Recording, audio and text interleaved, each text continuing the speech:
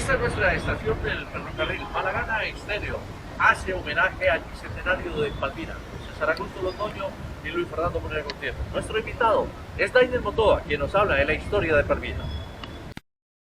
Y me encuentro con Dainer Motoa aquí en el Parque Santander porque Palmira se acerca al bicentenario, este cumpleaños de nuestra ciudad de la Villa de Las Palmas. Dainer Motoa, ¿cómo me le va? A través de César Augusto Londoño y Luis Fernando Monera le damos la bienvenida.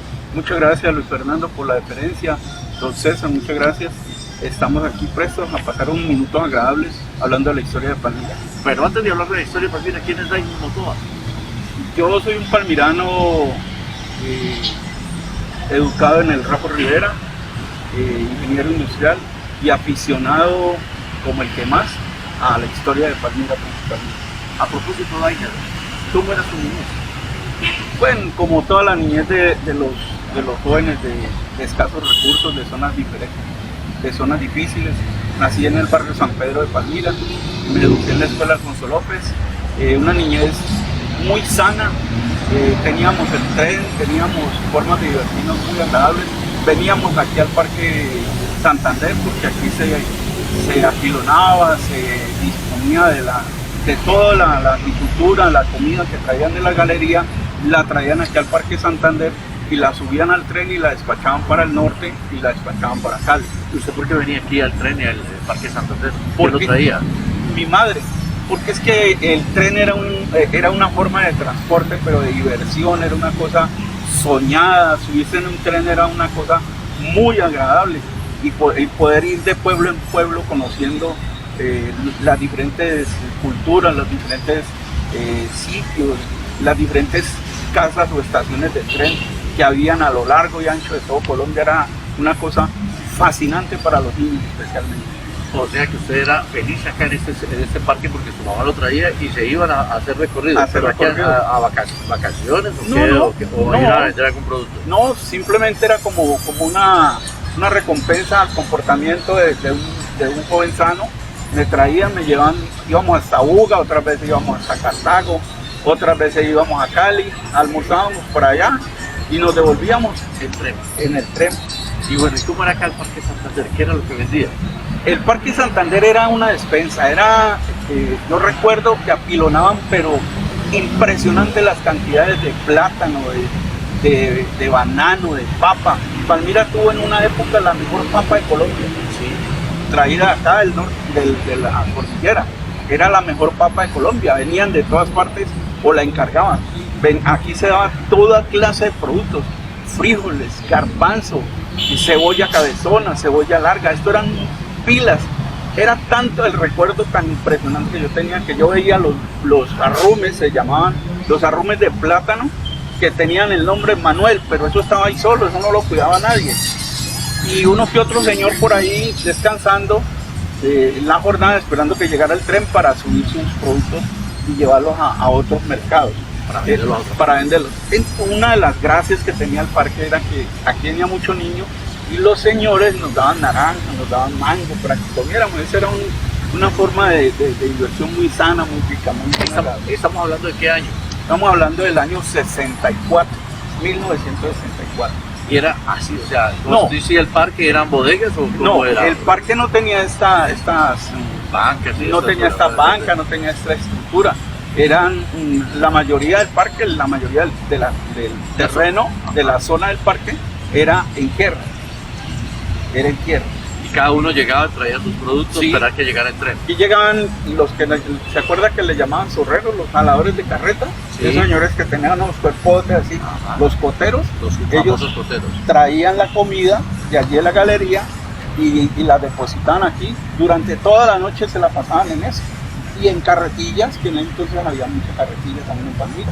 ¿Y eso era periódicamente en la semana o cómo era el manejo? Todo el tiempo en Palmira había mercado, todo el tiempo había comida. Obviamente se mercaba martes, viernes, sábado y domingo, pero cualquier día de la semana esto estaba lleno de comida. Y bueno, ¿y cómo funcionaba la parte de la estación del ferrocarril? Era agradable, muy sano todo, muy organizado todo. Habían unos señores que tenían aspecto de policía que eran altos con un uniforme especial que les daba la empresa de Ferrocarriles del Pacífico. Sí. Y eso era el respeto más impresionante con ellos. Tal vez yo no los vi nunca cuidando acá, porque yo llegaba a 7, 8 de la mañana, pero seguramente que ellos en la noche permanecían cuidando, pero yo no creo. Era tanta la honradez de ese entonces que esos productos amanecían ahí. El centro de convenciones eran antes unas bodegas. Fueron unas bodegas donde se secaba café y maíz. Ahí llegaba todo el café y el maíz. Y ahí lo secaban. Y para salir en tren. En tren. Lo secaban, lo carga. empacaban y lo despachaban en el tren de carga. También vio usted esa También, sí, también era un muy buen café. No sé si entre los mejores de Colombia, pero era un café en cada de los barrios humildes de Palmira, en cada patio habían 2, 3 matas de café. Y la gente cogía su cafecito y lo iba apilonando, lo iba amontonando, y cuando tenía su media carga o su carga o medio bulto, lo traían a caficultores de Colombia que quedaban en la galería a venderlo. ¿Y cómo era ese proceso de las galerías? Usted me está tocando el tema. Estación de ferrocarril, las bodegas y también la galería. ¿Cómo era ese proceso de la galería? Es que la galería tiene mucho que ver porque de la galería sacaban todos los productos, todo el plátano que se apilonaba aquí, se almacenaba de alguna manera para despachar para Colombia. ¿Y la galería en esa época cómo era? No había tanta estructura como lo hay hoy en día. Estaba la galería central, que es una donación que hizo Manuelita, esa estructura metálica la donó Manuelita.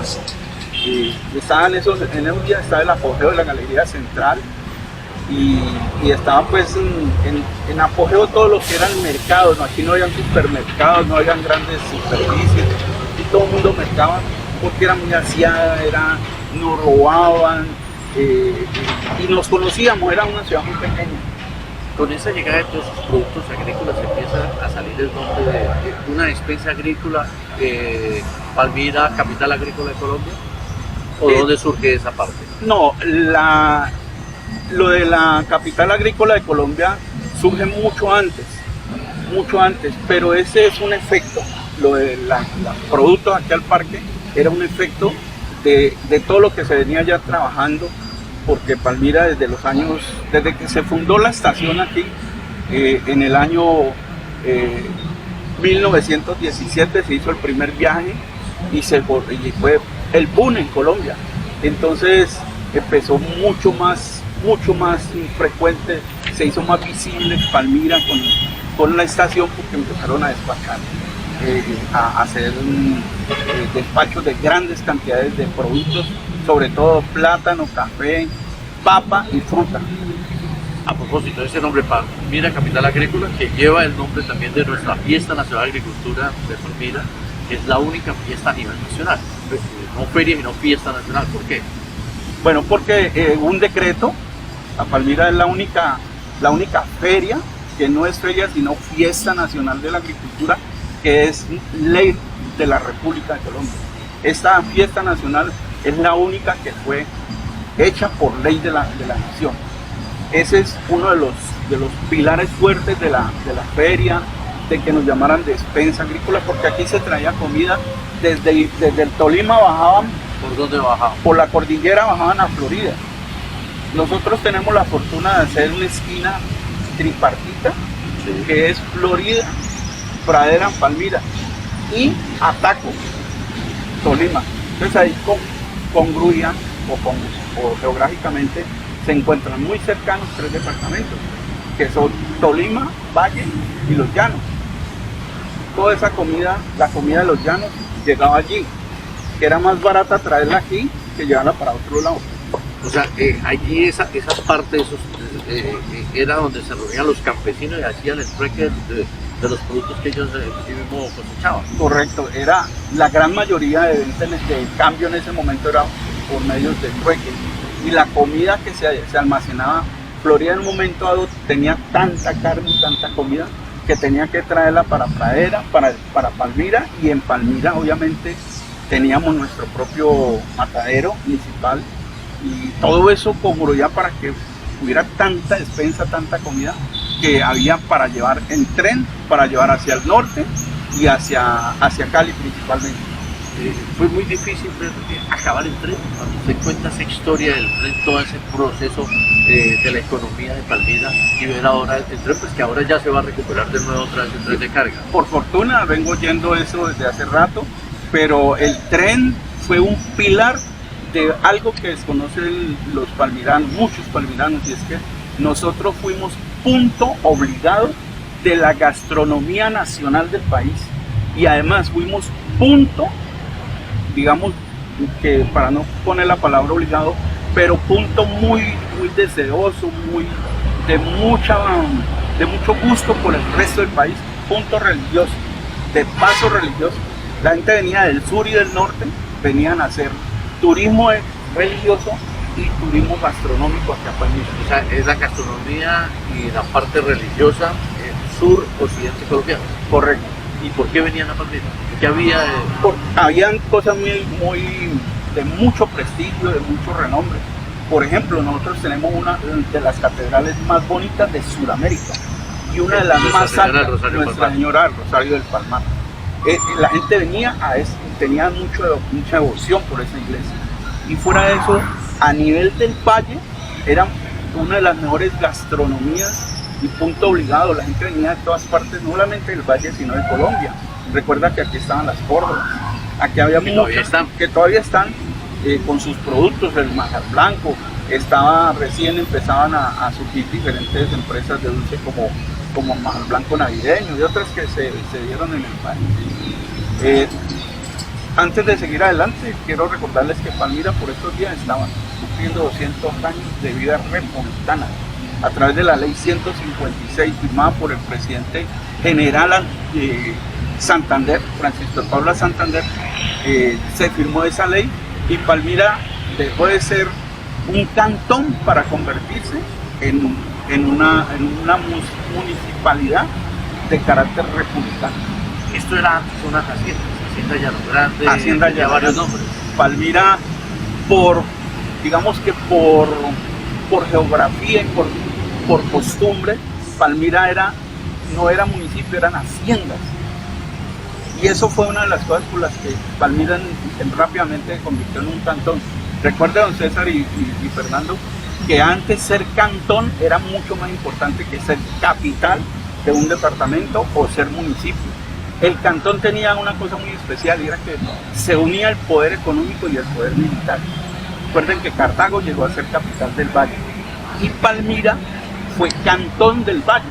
Entonces, pensando yo un poco, digamos que los dirigentes de ese entonces no querían que Palmira se convirtiera, digo yo, presumo, que no querían que se convirtiera en una posible capital del departamento. El Polo, el corregimiento del Polo, se podría decir que era la capital del intercambio entre nuestros indígenas y los pobladores que empezaban a surgir ya como de diferente etnia, ¿no? ¿Cómo fue ese proceso de esos indígenas que ahora se llama Malagana?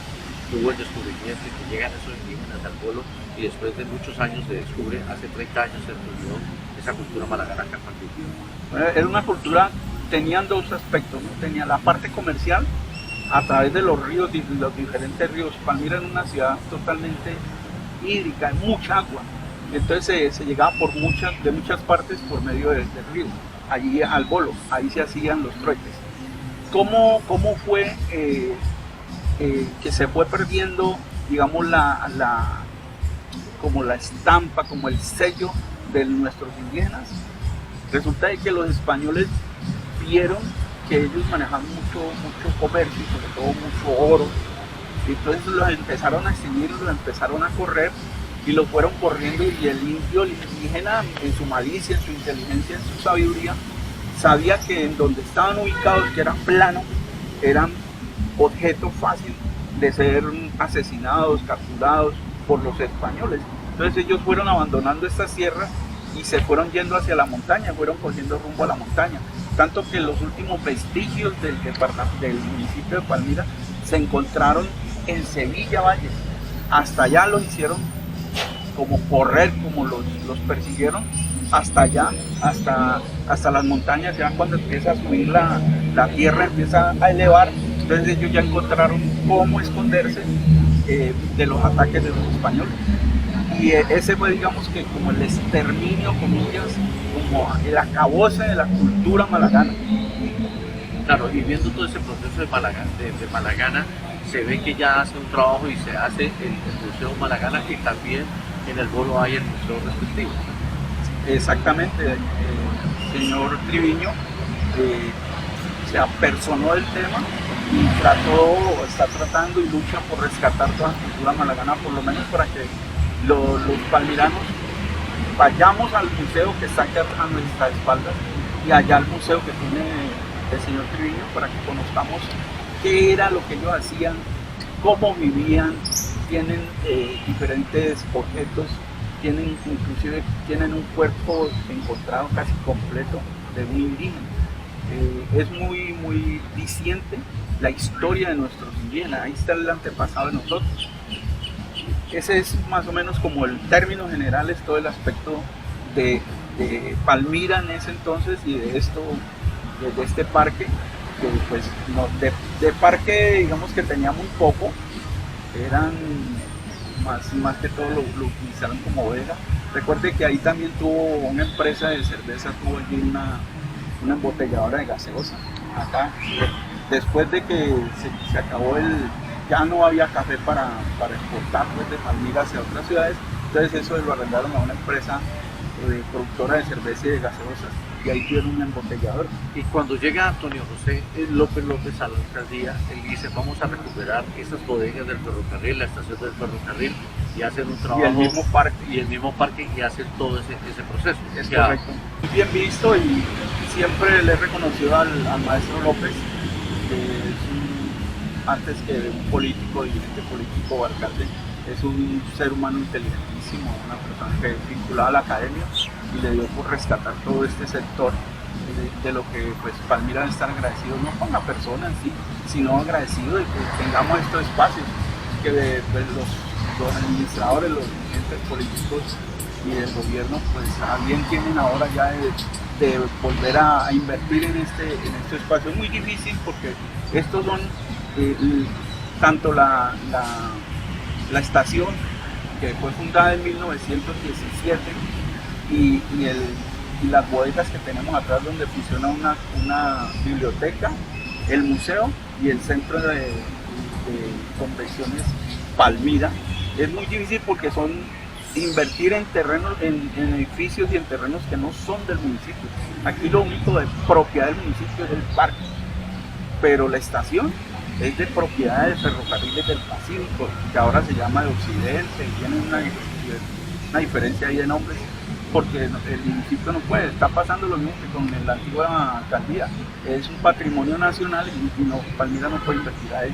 Y bueno, y ahora en diciembre vamos a ver el tren turístico. Ahí les están invirtiendo a algo que es muy difícil, porque la gente se desacostumbró al tren como cultura del transporte. Ahorita es otras culturas. ¿Sabías que las mulas que vemos en todo el país contribuyeron mucho para que el tren del Valle del Cauca y Palmira se dejara de un lado? Porque ya no se transportaba la comida en tren, sino que se transportaba en mulas, porque era más rentable, más rápido, bueno, tenía algunas cosas muy buenas, y entonces eso hizo también que el tren dejara de ser tan importante en la cultura de Palmira, porque esa estación y el tren en Palmira fueron fundamentales en la economía, en la religión, en la política, en lo social, en todos los aspectos. Cuando se inaugura la estación en 1917, empiezan a venir los señores, los afroamericanos del Bordo Cauca, de todo el Cauca, del Bahía, vinieron aquí a trabajar en los ingenios azucareros, que antes de ser ingenios fueron criaderos, tenían criaderos de cerdo, pero en cantidades alarmantes, y antes tuvieron café. Pues don Harold Leder, que en paz descanse, convirtió esos sitios de molienda de café, los convirtió a molienda de azúcar.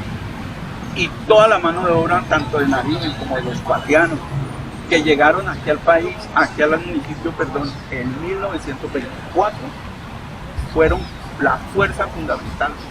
Nuestros hermanos nariñenses y los hermanos Patianos, los afroamericanos, fueron pieza fundamental en la economía de Palmira, en el crecimiento de los ingenios. La economía de Palmira se creció, el corregimiento de Zamorano pasó a ser un barrio y fue impresionante cómo aportaron ellos al crecimiento económico de Palmira. Y ahí da pie de que los afrocolombianos llegaron a Palmira y Palmira es una ciudad afro, o sea, la mayoría de la población es afro. Es correcto. Ese es uno de los usted sabe que después de Nariño, la población, el municipio que más tiene hermanos nariñenses y pacíficos es Palmira.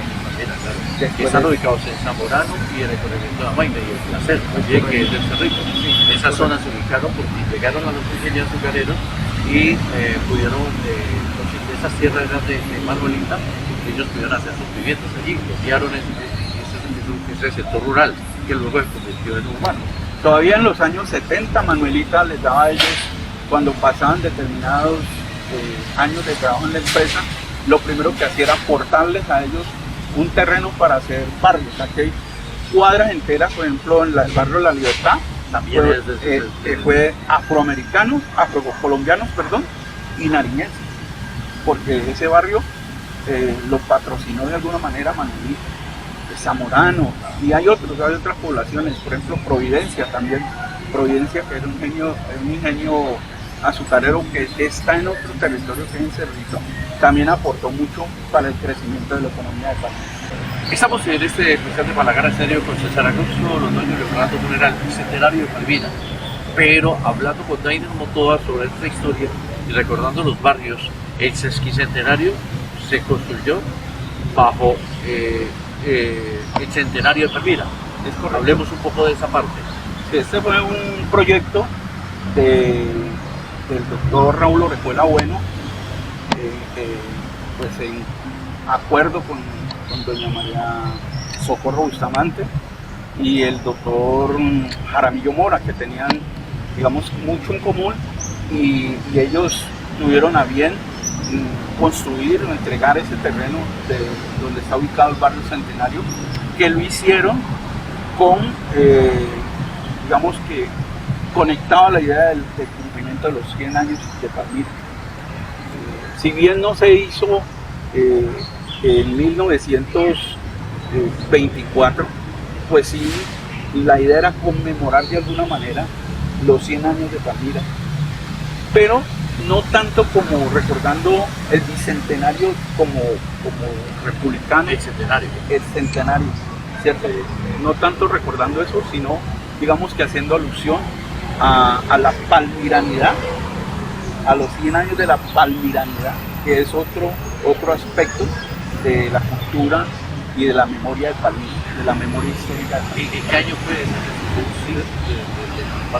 fue el sesquicentenario? Empieza más o menos en los años 60, 62, pero el proceso en sí es alrededor de los años 70, se entregan el barrio. Y también esa fecha, hay una fecha importante en 1969. ¿Qué pasó con un diluvio que se registró en Palmira? Sí, eso fue en el año, exactamente fue en el año 68, 69. Sí, 68, 69, Munera. En Palmira llovió durante 40 días y 40 noches. ¿Verdad? Sí. Por eso, en la memoria de los viejos palmiranos, se le conoce como el diluvio de Palmira. ¿Qué pasó durante esos días? ¿Qué pasó? No, era impresionante, no paraba de llover y se desbordó todo el entamborado. Recuerden que nosotros tenemos una conectividad vial que está sobre la calle 32, que viene desde la carrera 16 en el barrio Anubio y terminaba aquí, en la carrera 35, con calle 31 y 32, porque Palmira, como te dije yo al principio de la charla, Palmira es una ciudad netamente navegable y los ríos eran impresionantes. El río Palmira, el caudal y el volumen de agua llegaba hasta aquí, hasta la 31. Se formaba una especie de batea pues la parte del el cauce del río y la calle 33, que ustedes saben que hay que del Entamborado a la 33 es subiendo y de la clínica Palmira hacia allá es bajando. Eso se formaba allí como una especie de cañón y ese era, el río subía hasta aquí, hasta la 31, Fernando, y lo mismo a la 33. Y en el año 68, 69, como hay un axioma en ingeniería industrial que dice lo siguiente: el hombre perdona cuando le conviene. Dios siempre perdona, pero la naturaleza nunca perdona. Entonces ella tiene memoria, la naturaleza, y en ese entonces el caudal y el volumen del río, cuando se desbordó a través de las lluvias, se vino, y todas esas casas de la 32, de lo que nosotros llamamos los palmiranos como el Entamborado, donde la gente lavaba la ropa desde San Pedro hasta el centro, toda la gente allí en esas planicies, en las playoneras, se lavaba la ropa y se tomaba agua limpia, se cogía el agua para cocinar. Por eso nos creció el bocio a nosotros. Por eso nos llaman los cotudos. ¿Por qué? ¿Tiene que ver eso? Porque aquí no se trataba el agua. Entonces el agua se recogía de los ríos. Y llegó un señor, un técnico a las empresas una vez que construyeron la primera planta de tratamiento que hubo en Palmira, porque ahora está reformada y está muy técnica, muy tecnológica. Pero la primera, el señor que dirigió en ese entonces la planta de tratamiento venía con conocimientos de que si al agua se le echaba yodo, se limpiaba, se purificaba. Sí. Ya Palmira había crecido mucho, entonces ya mucha gente no tomaba agua del río, sino que tenía su acueducto. Entonces le echaron mucho yodo al agua, le echaban mucho yodo, porque eso no fue una sola vez. El tratamiento no fue, digamos, que lo técnica y científicamente manejado. Muy buena intención, pero produjo eso, que la gente de Palmira que tomaba el agua muy yodada se le inflamaba el coto, y por eso nos llaman los cotudos. La ciudad de los cotos. La ciudad de los cotudos. Y es por eso. Es por eso. No hay otra. No hay otra. Porque se intentaron muchas cosas. Sí. Y pues uno ve todavía de esa época, todavía hay gente, todavía hay gente de los 70, 80 años en adelante con cotos. Es muy difícil que un joven tenga cotos, a no ser que tenga un problema ya de su propia producción de yodo. Bueno, a propósito de los barrios y de la nomenclatura, ¿cómo es que hay un barrio que tiene la nomenclatura al revés? Sí. ¿Cuál es ese barrio? Ese es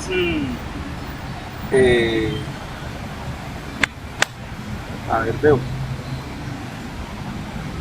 barrio que está cerca de Mariacano, se me escapa el nombre ahora.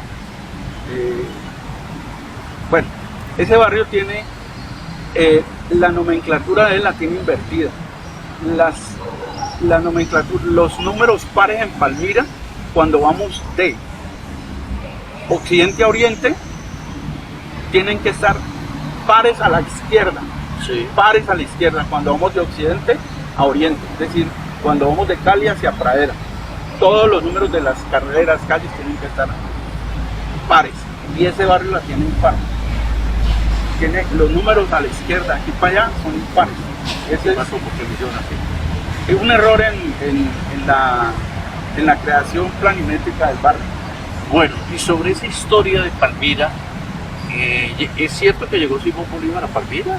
Sí, claro. ¿Y se quedó en Palmira? Y se quedó en Palmira. Cuéntanos un poco esa historia de Simón Bolívar acá en Palmira. Bueno, recuerden que aquí tenemos un parque actualmente que se llama el Parque La Factoría. En ese parque y en la escuela al frente, eso era un solo terreno. Allí había una factoría. Hubo una época en Palmira en que se perseguía a la gente que secaba tabaco, porque eso era ilegal. Era ilegal. Entonces el municipio en su sabiduría le dio la facultad a ese sitio para secar y comprar todo el tabaco que viniera, para quitar el problema de que la gente lo hiciera ilegalmente. Entonces ahí, eso por eso se llama la factoría. Allí había una factoría. Parque de la Factoría. Bueno, cuando eso era una factoría, allí se camuflaron en ese sitio que todo todo el mundo pasa. Hay una escuela que se llama Nuestra Señora bueno, una escuela, no, me perdonan el nombre, se me escapa en este momento. En esa escuela y en el parque, allí se camuflaron los insurgentes palmiranos. Doña Josefa, yo en una cantidad de próceres de Palmira. El Libertador, sabiendo que éramos muy aguerridos, que inclusive en una proclama del Libertador, después de la creación de Cantón a vida republicana, él en una parte del Simón Bolívar, el 7 de agosto de 1825, proclama diciendo que Palmira es aguerrida y fue una de las bastiones para la campaña del sur, para la campaña libertadora. Aquí hubo gente muy aguerrida, muy puesta para el convencida de que había que pelear para salir de la vida. ¿Y en qué momento llega el Libertador a Argentina? Él viaja antes de la campaña final, él viaja desde el norte, pasa por aquí hacia el sur, va en busca para liberar a Ecuador, y va en busca de todo el sur, porque la idea de él era liberar Ecuador, Perú, todas las 5 repúblicas que él siempre tuvo, crearlas como la Gran Colombia, como la gran, una empresa, digamos que titánica de conformar esas 5 naciones como una sola república. Y se queda en Palmira, se queda en la factoría. Sí, él hace allí sus arengas, pero como era un sitio muy visible, digamos que presumo yo que muy fácil de detectar por el enemigo, él se cambió rápidamente a la medianoche, se cambió y se fue para la casa de los Becerra. La casa queda en la calle 31 con carrera 31 esquina, y él pernoctó allí parte de pues no toda la noche, pero como te digo, se salió de la factoría y se vino por allá. ¿Por qué aparece una placa donde está el Hotel El Dorado y dice aquí pernoctó, aquí estuvo, ahí durmió? Porque eso era una de las casas también. Sí, porque estratégicamente él tenía que estar cambiando de sitio. Pero ahí no pernoctó, sino que por ahí pasó el Simón, el Libertador, y allí hizo una arenga. Lo que cuenta la historia es que le llamó tanto la atención el colegio, el terreno, que allí habían unos árboles muy hermosos, y entonces él se paró y hizo una arenga invitando a los palmiranos a luchar contra la opresión española. Dainer Motoda, en este diálogo, en este homenaje al bicentenario de Palmira, pero también hace parte de este proceso del Libertador un grupo de mujeres que fueron fusiladas aquí, ahí al lado de la alcaldía, entre la alcaldía y la catedral. En la galería, en la plaza pública. Sí. Es que donde está la catedral hoy era la galería de Palmira. Ahí fueron ejecutadas porque ellas le hacían los uniformes a los libertadores, al ejército libertador, y los camuflaban. Entre ellos una muy reconocida, Josefina, una morena ella, una negra, que fue muy aguerrida y se hizo fusilar en honor, pues, y a la causa, debido a la causa. Estamos hablando de esta historia de Palmira aquí a través de Málaga. Seguimos con Dainer Motoda, estamos hablando de esta historia de Simón Bolívar y todo este grupo de mujeres que fueron fusiladas acá. Pero ya volviendo a retomar temas de ciudad, Dainer, Palmira se presenta el primer secuestro. ¿Cómo es esa historia? Bueno, secuestros han existido durante toda la historia del hombre. Sí.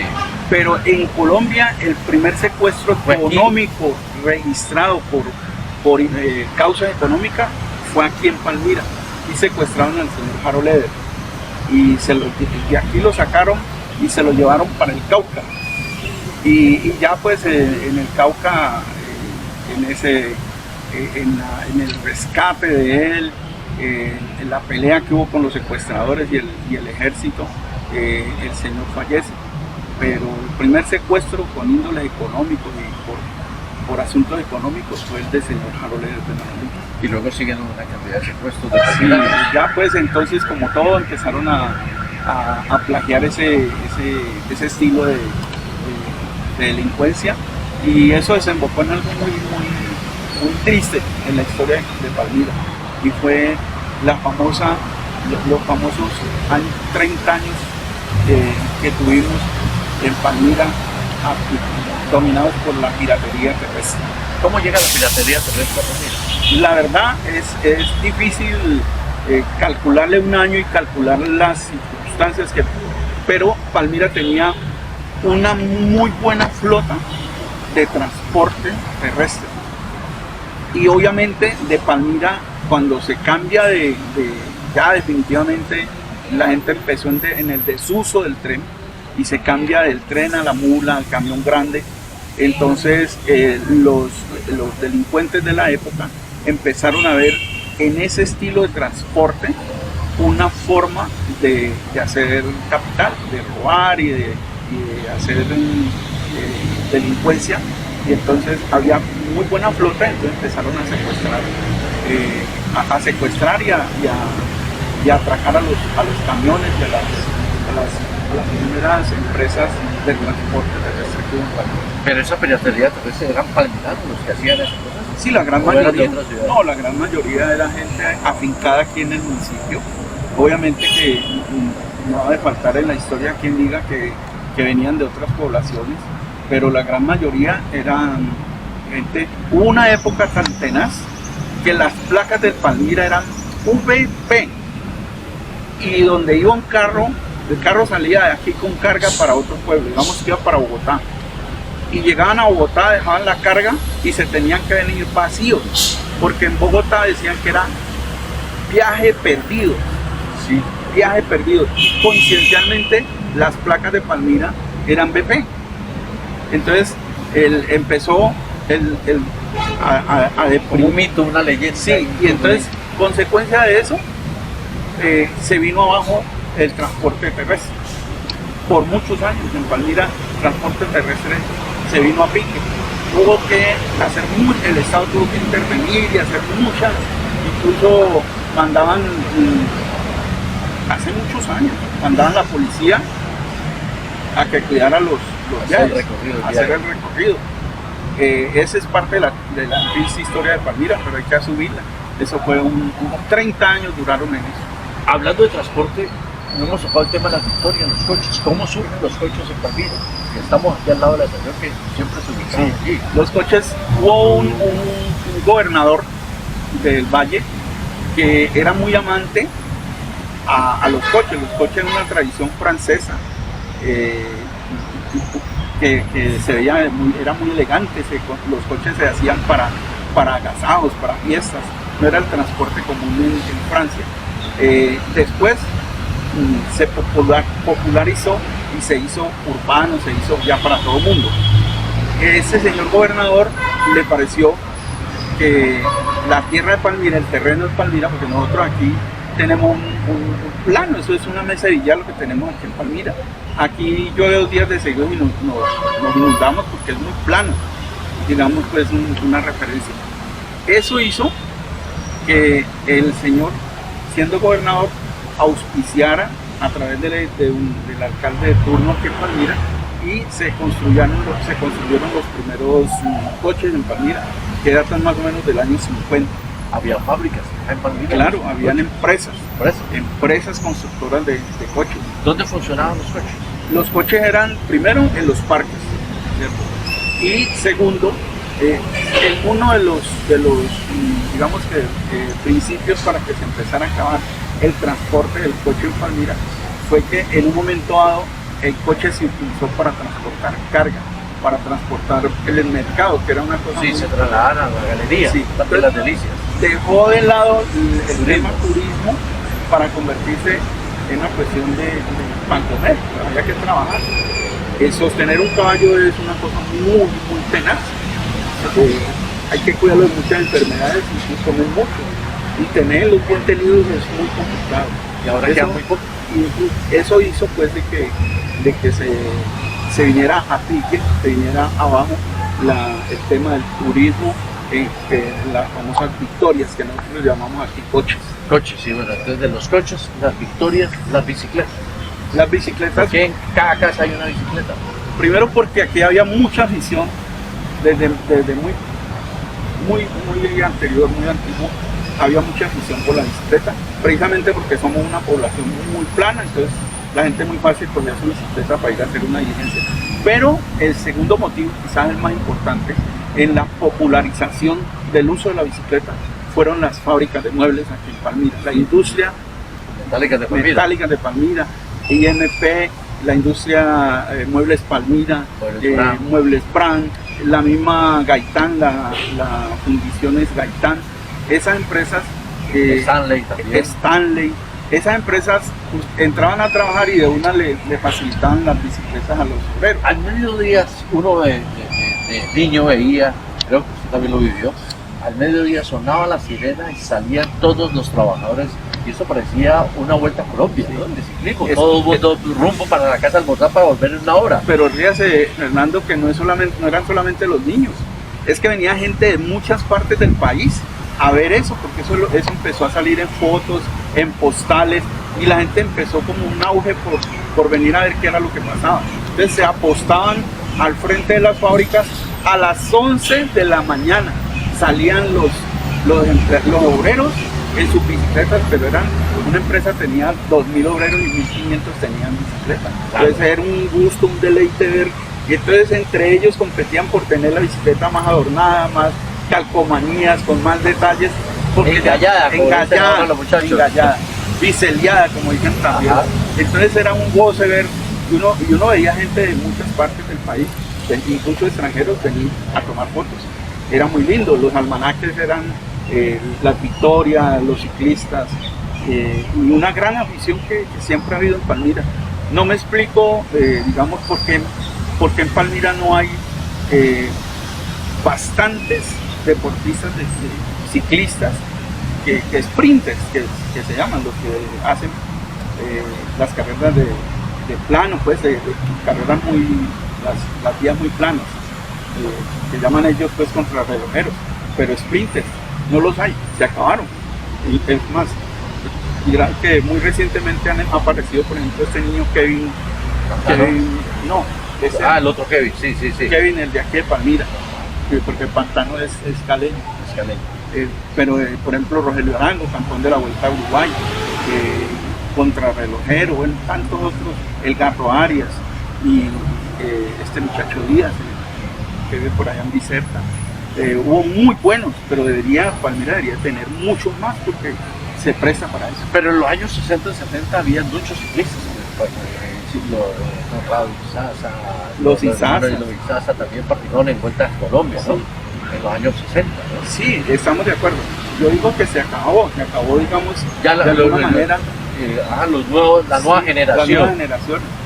Pero bueno, hay escuelas de formación en este momento acá en Palmira de ciclismo, ¿no? La historia nos dará la razón de que en Palmira hay muy buen material deportivo, muy buenos seres humanos para ser campeones en cualquier disciplina. Ahí tenemos a Urso Marzo peleando la final ya, a punto de entrar a la final. Claro que sí, tenemos también una ciudadela deportiva muy hermosa, ¿no? Contemos un poco esa historia de la ciudadela deportiva. Eso era antes las bodegas del IDEMA. Sí, eran potreros. Y potreros. Potreros, las bodegas estaban acá bien organizadas cuando el IDEMA pues tuvo mucho auge. Que el IDEMA representa un poco lo que estábamos contando del Parque Santander. En el IDEMA se empezó a hacer, digamos, ya de manera más organizada, más bonita, digamos, más higiénico también, el almacenar la comida allí. Que el IDEMA puede almacenar comida bastante comida para todo el país. Y esa estructura sirvió para hacer pues, los sitios ya para hacer la parte deportiva, ¿no? La parte de los pabellones, donde se practica no solamente a nivel aficionado, sino o no solamente a nivel pues, de recreativo, sino a nivel competitivo. Muchas competencias han hecho los últimos alcaldes que ha tenido también. Y bueno, y también viene la parte turística en la zona rural. Sí, es correcto. Pues digamos que hay mucho turismo rural, pero hay mucho por hacer y hay mucho por trabajar desde la parte del gobierno para convertir estas zonas en verdaderos refugios culturales. A propósito, hay mucho auge ahora con el tema del medio ambiente. Con estos 16 que viene para Palmira. Ojalá eso sirva para que muchas regiones que están en la montaña se conviertan en caminatas, en todo el tema turístico que deja dinero, deja trabajo, la economía de los campesinos se ve beneficiada con eso, porque la gente va y de la capital, paga comida, paga arrendo, paga dormitorios, todo eso que se genera con el turismo ecológico, el turismo rural. Ojalá que esto sirva para que los campesinos tengan una segunda oportunidad de mantenerse, digamos, de tener un ingreso adicional al pan coger y a las pequeñas plantíos que tienen en el campo. Estamos en Malagana Estéreo con César Augusto Londoño y Luis Fernando Morera, aquí en el Parque Santander, en el Bicentenario, en este homenaje que le estamos brindando a Palmira. Dainer Motoa, sobre este sector, muy bien en los letreros, amo a Palmira, la estación del ferrocarril, pero al frente, ¿qué quedaba allí al frente de la estación del ferrocarril? Al frente quedaba un hotel que se construyó bajo las premisas urbanas de ese entonces, sin ascensor, bueno, y hay unas condiciones que hoy en día no funcionan, por eso el edificio prácticamente está desocupado en la parte superior. Allá, cerca del sardinel de esa vía, cerca al andén, por toda esa vía, desde aquí desde la 31, 30, hasta bien adentro, casi hasta la Domingo y Lúnica, iba una quebrada, Fernando, iba una quebrada, por ahí bajaba el agua negra de todo este sector, bajaba por aquí a buscar la quebrada La María, que se encuentra allá en la estación de servicio La María, de los de Codetrans, esos buses. Ahí se juntaban y cogían hacia la universidad, ahí se juntaban esas dos quebradas, por eso esa estación se llama Estación de Servicio La María.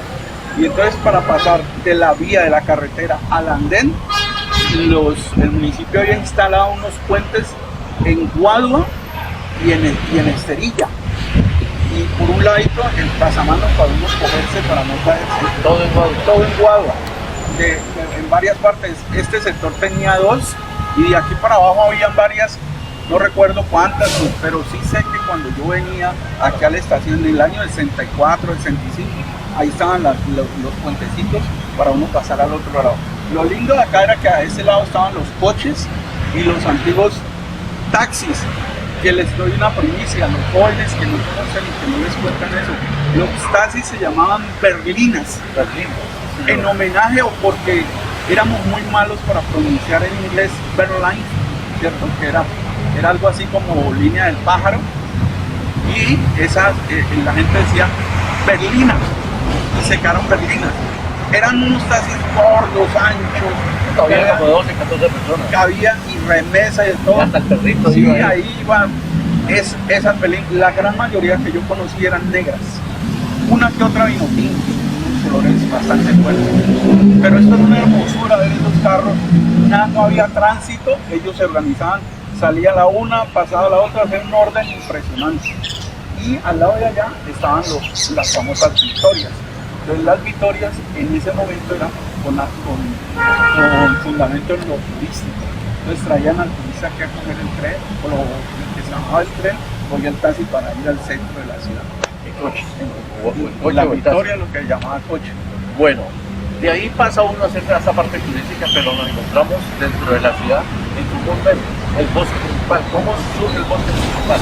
Imagínense, 13.5 hectáreas de pulmón. Eso se dio de forma natural. Eso fue cedido por unos señores de apellido Barona, porque como dijimos al principio, dos cosas he insistido mucho.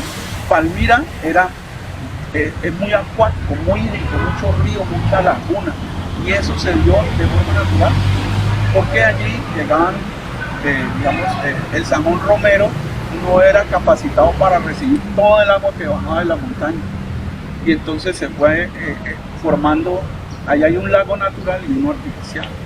Entonces ya cuando vieron que el lago natural atraía a la gente iba en busca de recrearse, pues un gobierno, que en este momento no recuerdo cuál, le dio por hacer el otro lago artificial, y ya pues se convirtió en un parque turístico.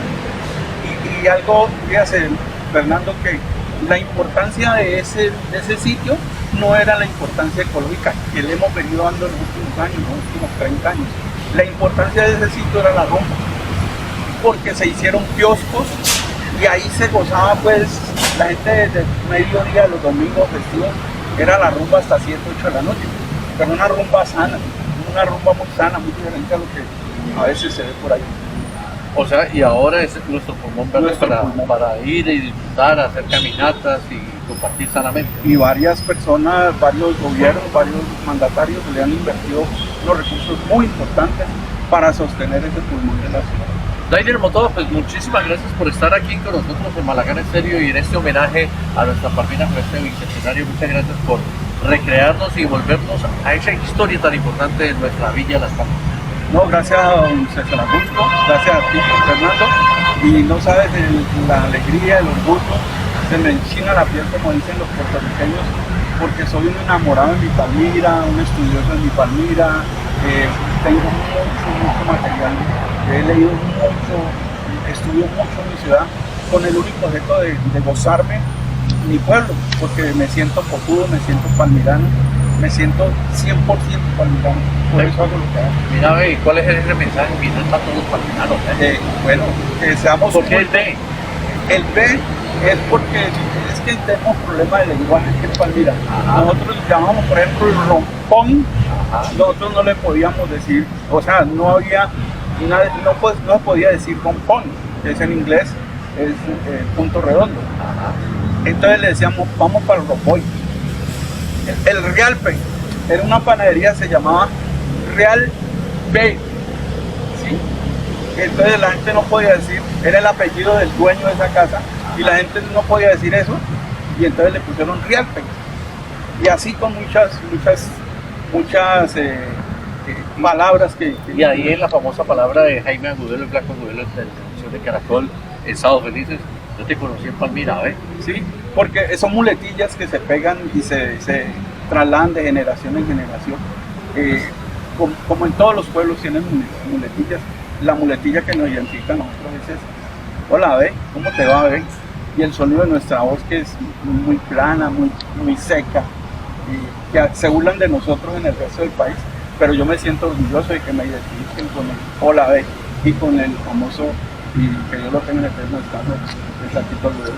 Dainer, muchas gracias por estar con nosotros. Este es el homenaje que le estamos brindando a Palmira a través de Malagana Estéreo.